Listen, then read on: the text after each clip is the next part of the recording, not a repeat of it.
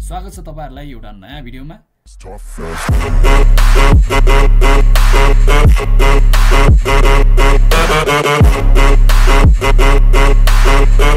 आज चाहिँ हामीहरु type टुलको part 2 को बारेमा कुरा गर्नेछौं।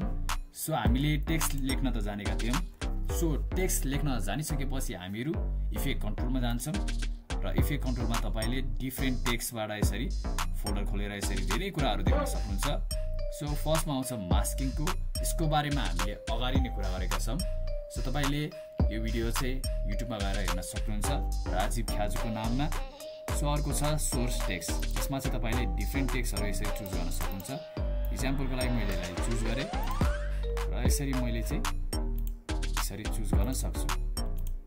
र यो रेगुलरमा चाहिँ डिफरेन्ट अप्सनहरु आइरहेको हुन्छ। सो यसमा चाहिँ एउटा मात्र छ, सो एउटा मात्र आछ। सो तपाईले यसबाट चाहिँ कुनै पनि टेक्स्टलाई चाहिँ यसरी सानो अथवा ठुलो गर्न सक्नुहुन्छ।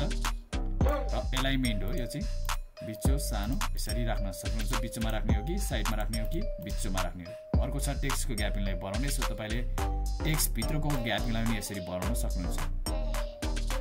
सो यदि तपाईलाई यो भिडियो राम्रो लाग्यो भने तपाईले यो भिडियोलाई फलो लाइक गर्न सक्नुहुन्छ।